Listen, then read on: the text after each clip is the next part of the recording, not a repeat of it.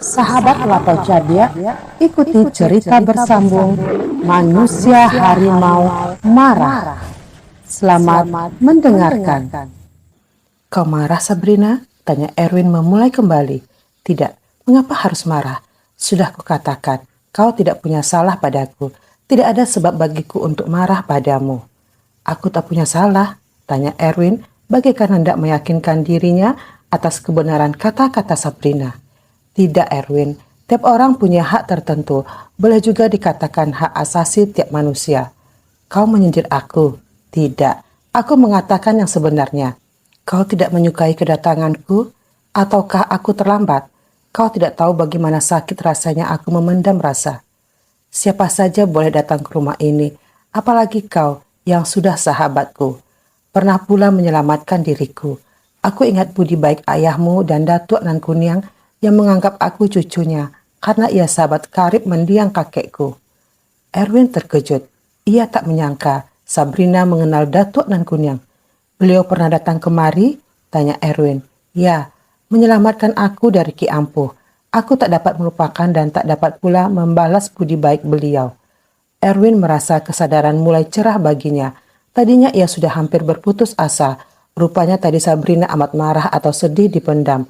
Kini keadaan mulai biasa kembali. Sudah sepantasnya gadis itu marah dan berkecil hati. Bagaimana kalau dirinya mendapat perlakuan begitu? Sabrina, aku mohon maaf karena selama ini aku tidak boleh mengatakannya. Kata Erwin penuh keyakinan bahwa kini bicara cinta sudah boleh dimulai. Sabrina diam. Mungkin sukar memilih kata-kata atau tidak mau membicarakan apa yang telah berlalu.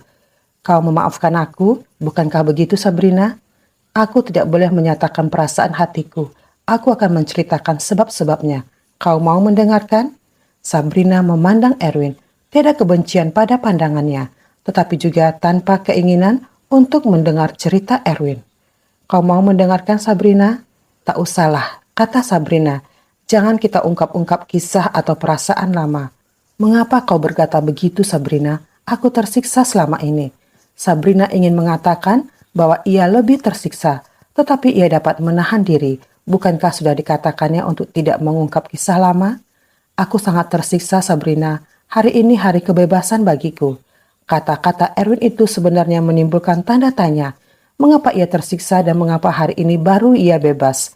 Tetapi Sabrina tidak mau bertanya supaya kisah lama itu jangan diingat kembali. Dari kisah Erwin, ia bisa berubah pendirian kembali dan mengerti bahwa sebenarnya Erwin barangkali tidak bersalah. Tetapi bukankah ia telah mengikat janji dengan Sabarudin? Ia sudah cinta pada pemuda Sulawesi dan ia tidak akan mengkhianatinya. Sabrina, kau tahu bagaimana rasanya orang yang tersiksa? Tanya Erwin. Mungkin tahu, barangkali juga tidak. Aku ini pernah sangat tersiksa karena amat mencintai dirimu tanpa boleh mengatakannya, kata Erwin. Aku merasa berdosa padamu karena itu. Tanpa dikehendaki, Sabrina telah mendengar sebagian dari kisahnya dengan Erwin selama ini. Timbul juga dalam hatinya pertanyaan, mengapa Erwin tidak boleh mengatakan sekian lama, dan timbul juga pertanyaan dalam benaknya, apakah ada kaitannya dengan dirinya yang manusia harimau dan harus mengindahkan pantangan-pantangan yang tak boleh dilanggar. Ia mulai kasihan pada Erwin, dan kasihan ini suatu tanda bahaya. Kalau ia mendengarkan cerita Erwin, mungkin ia akan terdorong untuk mengkhianati Sabarudin, dan ia tidak menghendaki itu. Sabarudin begitu polos dan baik padanya, dan ia tahu bahwa pemuda itu benar-benar amat cinta padanya. Dia juga tidak melupakan bahwa laki-laki itu belum mengetahui rahasia yang disimpannya. Ia tadinya sudah merasa kehilangan Erwin dan tidak mau juga kehilangan Sabarudin. Kini ia merasa wajib membuktikan kesetiaan dan kejujurannya. Orang yang terpaksa tidak bersalah, Erwin, jadi kau tak perlu minta maaf, dan kurasa tidak perlu menceritakan sebab yang memaksa dirimu. Sudah cukup, kini aku mengetahui kau terpaksa dan terus terang, Erwin. Keadaan telah membuat aku bukan Sabrina yang kau kenal dulu lagi. Maksudmu kau sudah berubah? Benar, keadaan bisa memaksa orang berubah, dan aku termasuk orang yang telah tunduk pada perubahan yang dipaksakan keadaan. Erwin merasa bahwa gadis itu mengembalikan alasan yang dikemukakannya. Perubahan apakah yang dialami Sabrina? Tidak mencintai lagi karena putus asa atau karena cinta itu sendiri telah berubah menjadi suatu kebencian. Kenyataan bisa membuat orang berbalik dari benci menjadi sayang atau sebaliknya. Maksudmu, kau telah membenci diriku? Tanya Erwin ingin tahu. Aku tidak mengatakan itu, tetapi aku telah berubah. Kau tidak mencintai diriku lagi. Ya, aku rasa begitu Erwin, jawab Sabrina terus terang. Ini toh lebih baik daripada berputar belit mengemukakan suatu keadaan. Kau telah berpaling pada yang lain, tanya Erwin. Tak penting membicarakannya, tetapi aku ingin tahu. Kau telah mengetahui apa yang kau perlu tahu, jawab Sabrina. Hanya itukah jawabmu? Aku telah menjawab seperlunya. Cerita panjang lebar tidak akan mengubah keadaan. Apakah aku harus mulai menderita lagi pada hari kebebasanku, Sabrina? Sabrina tidak menjawab. Ia tak tahu bagaimana cara menjawabnya. Kukira hari ini aku akan memulai kebahagiaan. Perkiraan tidak selalu menjadi kenyataan, Erwin. Bagaimanapun pahitnya, manusia harus menerima kenyataan. Tiap manusia punya suka atau dukanya, dan semua harus tunduk pada kenyataan. Ada orang menamakan itu takdir, dan takdir tak dapat dilawan. Sebab yang dinamakan takdir, itu benar-benar suatu penentuan Tuhan. Siapakah orang yang ditakdirkan berbahagia itu, Sabrina? Tak penting kita ceritakan, Erwin. Nasibku buruk sekali. Tidak ada orang yang mengetahui nasib apa yang menanti dirinya, kata Sabrina. Aku merasakannya, nasibku buruk. Entahlah Erwin, kuharap tidak. Kau tak merasakan bahwa aku bernasib buruk? Tanya Erwin. Aku tidak tahu, tetapi kuharap kau akan bernasib baik. Kau baik hati bahkan lebih daripada itu. Kau suka menolong sesama manusia. Jarang orang sebaik kau, Erwin. Ya, jarang pula orang bernasib seburuk aku. Ah, itu hanya perasaanmu. Siapa orang baru pilihanmu itu, Sabrina? Katakanlah, aku hanya ingin tahu. Aku akan mengucapkan selamat kepadanya karena ia memperoleh seorang gadis secantik dan selembut engkau. Kita tetap bersahabat, Erwin. Dua sahabat tidak mesti selalu menceritakan isi hati masing-masing. Tetapi di mana perlu boleh saling membantu. Tadi kau katakan hari ini hari kebebasanmu. Tentu kau senang dengan kebebasan itu. Walaupun aku tidak tahu apa yang menyebabkan kau berkata begitu. Dan apa yang membuat kau merasa tidak bebas selama ini. Apakah aku tidak punya harapan lagi? Kau orang kuat, selalu sanggup menempuh dan melalui ujian. Jangan bertanya begitu. Tidak ada orang tahu apa yang akan terjadi besok, hari esok dan hari-hari berikutnya. Bagi kita semua di tangan Tuhan. Kita hanya boleh mengira-ngira, tidak memastikan. Maka pertanyaanmu tidak perlu kujawab. Erwin merasa bahwa tak ada lagi isi hati Sabrina yang dapat dikorek. Dipandanginya gadis itu seolah-olah hendak mengubah pendiriannya. Sabrina membiarkan. Ia merasakan kasihan, tetapi hatinya tidak tergoyahkan lagi. Aku mohon diri, Sabrina, kata Erwin sejenak kemudian. Tolong sampaikan salamku kepada paman dan tantemu. Terima kasih, pasti akan kusampaikan, jawab Sabrina. Suaranya tak mengandung keharuan. Hari kebebasan itu telah menjadi hari kekecewaan bagi Erwin.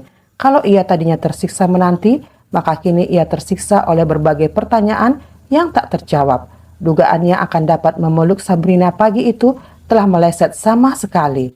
Ia telah menghadapi seorang Sabrina yang sedingin es dan sekeras karang. Tiba di rumah ia menghempas diri ke ranjang, membayangkan masa-masa silam yang indah dengan istrinya Indah Hayati dan saat-saat penuh harapan dengan Sabrina yang kesemuanya telah merupakan kenangan yang kini amat menyakiti dirinya. Dengan kesedihan itulah ia akhirnya tertidur tanpa sadar air mata membasahi pipinya. Ketika telah selesai mandi petang dengan perut kosong karena tidak makan tengah hari, badannya merasa agak segar kembali dan pikiran jernih pun memberi harapan baru. Barangkali Sabrina berbuat seperti pagi tadi hanya untuk membalas sakit hati. Ibarat orang berhutang harus membayar, tak mungkin Sabrina punya pilihan lain karena ia begitu mengharapkan dan mencintai Erwin. Ia tahu benar akan hal ini. Ia tidak keliru kalau minta bantuan Sabarudin menyampaikan permohonan maaf dan menceritakan apa sebab pernyataan cinta terhalang sekian lama. Mungkin Sabrina akan lembut kembali dan menerima kasihnya dengan kedua belah tangan terbuka lebar. Laksana gadis menyambut kembali pemuda idaman yang dirindukannya sekian lama. Maka pergilah Erwin ke rumah Sabarudin yang menerimanya dengan senang hati. Sebab ia pun akan menceritakan kisah cintanya yang dirasakannya begitu membahagiakan dirinya. Selepas makan, Barulah kedua sahabat karib itu bercerita-cerita dengan santai. "Sekali ini kau harus menolong aku, Sab," kata Erwin. "Mengapa hanya sekali ini? Berkali-kali pun aku akan menolong. Tiap aku dapat berbuat begitu, akulah yang akan merasa paling bahagia. Kau tahu, sahabat terkarib dan saudara terdekatku di Jakarta ini adalah kau. Untuk nyawa yang sebiji ini pun akan kupertaruhkan." Betapa senang hati Erwin mendengarnya. "Ini agak berat, tetapi kau dapat melakukannya," kata Erwin lagi. "Soal apa? Katakanlah. Kalau soal uang, kau jangan malu-malu mengatakannya padaku. Menghadapi lawan, aku bersedia menggadaikan nyawa. Tetapi kurasa diriku tak ada arti dibanding dengan kemampuanmu dan ilmumu yang luar biasa. Nanti aku akan menceritakan kisahku. Soal asmara, aku telah menemukan yang berkenan di hati. Kalau kebetulan soalmu juga perkara cinta, kuharap kita bisa nikah bersama. Kau mau bukan? Kalau bisa, kejadian ia akan merupakan kenangan terindah selama hidupku. Kalau aku mendapat anak laki-laki dan kau anak perempuan, akan kita pertunangkan. Pokoknya kalau anak-anak pertama kita berlainan kelamin, akan kita perjodohkan. Kau mau?" tanya Sabarudin. "Tentu, Sab. Tetapi aku ini bukan orang bangsawan," jawab Erwin. "Jangan cerita urusan bangsawan atau bukan, kuno," kata Sabarudin tertawa. Erwin meminta sahabatnya untuk bercerita lebih dulu tentang kisah cintanya. Sabarudin setuju. "Aku mulai mengenalnya di dalam sebuah pesta ulang tahun seorang kenalan," kata Sabarudin memulai. Dia tak menyebutkan nama. Ketika kemudian Erwin yang mendengarkan dengan asik menanyakan nama gadis itu, Sabarudin hanya menjawab bahwa namanya untuk sementara mau dirahasiakannya. Pada waktunya, ia akan memperkenalkan Erwin kepadanya. Sekaligus hendaknya Erwin juga membawa pacarnya. "Bagaimana rupanya, Sab? Tentu cantik sekali," kata Erwin. "Bagiku tiada gadis secantik dan selembut dia." "Dari daerahmu juga?" "Bukan, tetapi juga bukan dari Pulau Jawa ini." "Kau membuat aku jadi lebih ingin tahu," tanya Erwin. "Nanti kau akan kenal juga dengannya." "Namanya sajalah, Sab. Siapa tahu barangkali aku mengenalnya." "Kau pasti belum mengenalnya dan aku lebih baik tidak menyebut namanya. Nanti kau cari dan kalau melihatnya, aku khawatir kau akan berpaling dari kekasihmu pada dirinya. Kau ganteng, banyak ilmu lagi. Aku tak sanggup bersaing denganmu." Erwin senang juga dengan keterangan sahabatnya. "Nah, kini giliranmu menceritakan siapa gadis pujaanmu itu, kata Sabarudin. "Ia juga bukan orang sini, Sab. Cantik bagiku. Mungkin selembut gadismu itu. Tetapi kami sedang bersengketa sedikit. Aku telah lebih sebulan jatuh hati, tetapi tak boleh menyatakan cintaku padanya. Dilarang oleh ayahku. Harus menunggu 40 hari setelah kepergian istri dan anakku.